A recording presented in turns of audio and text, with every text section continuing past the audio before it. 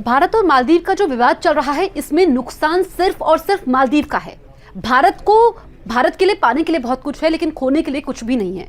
जी हाँ, आपने देखा कि जब से पीएम मोदी ने लक्षद्वीप की तस्वीरें पोस्ट की और भारत के लोगों को ये कहा कि वो लक्षद्वीप देखने आए, देखिए कि लक्षद्वीप कितना खूबसूरत है, यही बात मालदीव में मंत्रियों को नागवार गुजरी और उन्होंने सीधे टिप्पणी पीएम मोदी पर कर दी। और वो यहाँ पर नहीं रुके, उन्होंने लक्षद्वीप में कहा कि क्या सुविधाएं हैं, मालदीव उससे बेहतर है, वो तुलना करने लग गए। और जब ये तुलना हुई तो ये बिल्कुल भी मालदीव के मंत्रियों को रास नहीं आया। और उसके बाद क्या हुआ, मालदीव की सरकार में 3 मंत्री थे जिन्होंने आपत्तिजनक टिप्पणी की थी, उनको बर्खास्त किया गया।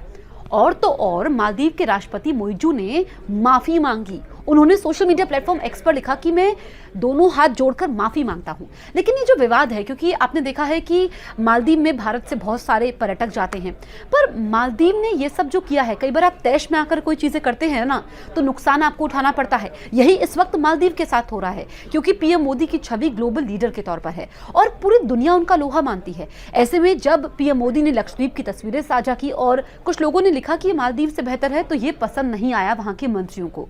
अब आप ये समझिए कि मालदीव में जो उनका अर्थव्यवस्था का सारा जोर है वो पर्यटन पर है, यानी कि उनकी अर्थव्यवस्था पर्यटन से भी चलती है और हर छठा व्यक्ति मालदीव में भारतीय है।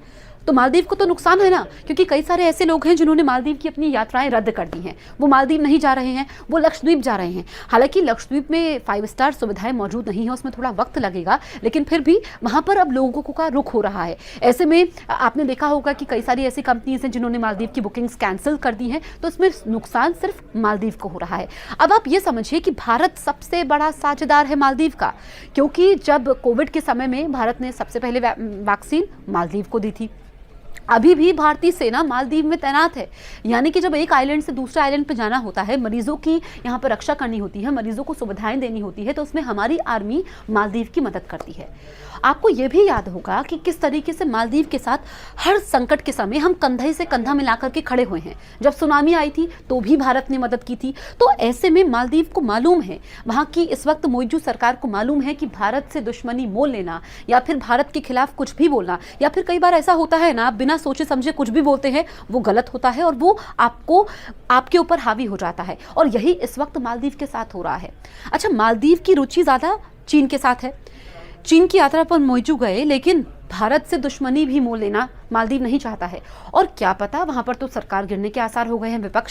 वहां के विपक्ष ने पीएम मोदी का समर्थन किया है, भारत की तारीफ की है और ऐसे कहा कि ऐसे बचकाने बयान नहीं देने चाहिए। और जब भारत ने इस पर आपत्ति दर्ज की, पीएम मोदी को लेकर के जो टिप्पणी की गई, उसके बाद 3 मंत्रियों को बर्खास्त तो कर दिया गया, लेकिन फिर भी विवाद थमा नहीं है। इतने में बात वहां पर बन नहीं पाई है, ये विवाद अभी भी है। ऐसे में वहां पर सरकार गिरने की नौबत आ गई है। और तो और भारत विरोधी ऐसे बयान देना मालदीव को हर तरह से महंगा पड़ता हुआ नजर आ रहा है।